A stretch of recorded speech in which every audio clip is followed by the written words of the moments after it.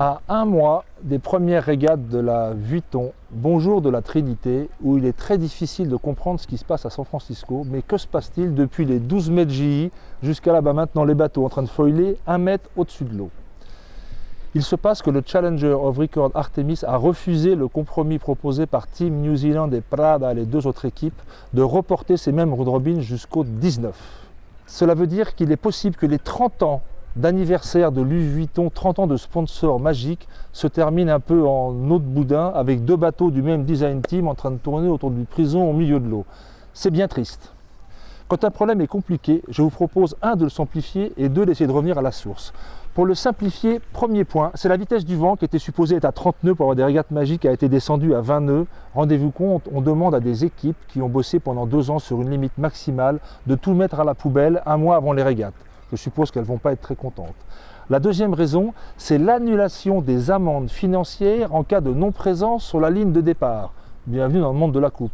Ça veut dire que si d'un autre côté vous rajoutez ça à la règle originale, qui est qu'aucun point des round robin de juillet ne comptera pour les finales de la Vuitton, cela laisse à l'opportunité justement à Artemis, Challenger of Record non, de ne jamais sortir son bateau en juillet sans que cela ne lui coûte aucun point et aucun centime. Ouh là là. Troisième chose, c'est la possibilité de reporter les départs malgré les promesses qui avaient été faites à la télévision, d'être toujours à l'heure et surtout la diminution des régates de 5 jours par semaine à 4 jours par semaine et de 3 régates par jour à 2 régates par jour, ce qui fait des régates divisées par 3. Je ne pense pas que les avocats des deux parties soient très contents et on va en entendre parler par millions interposés.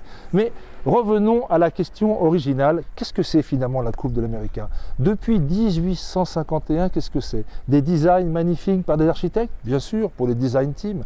Des constructions top niveau en carbone très pointu? Bien sûr, pour ceux qui les construisent. Des régates magnifiques, mais surtout pour les marins, et je sais de quoi je parle. En fait, la Coupe de l'América, c'est l'endroit où les milliardaires se réunissent pour savoir qui a les meilleurs avocats.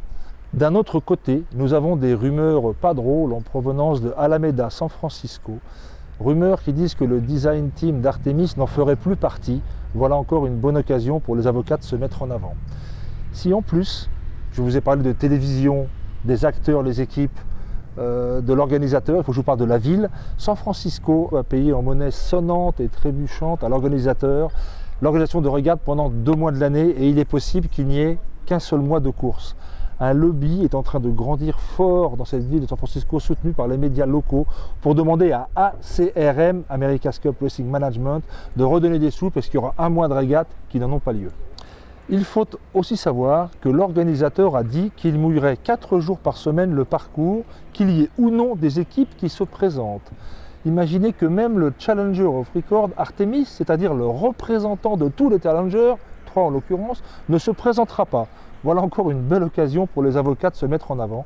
Et je terminerai en vous disant qu'il ne faut pas oublier l'histoire depuis le début de cette coupe. En 2010, la candidature de Challenger of Record, représentant les challengers d'Artemis, est arrivée 1 jour avant celle de Grant Dalton Neo-Z, parce que lui l'avait envoyé par la poste néo-zélandaise. Voilà encore un joli dossier qui pourra être ouvert par les avocats. Au revoir et bonne semaine.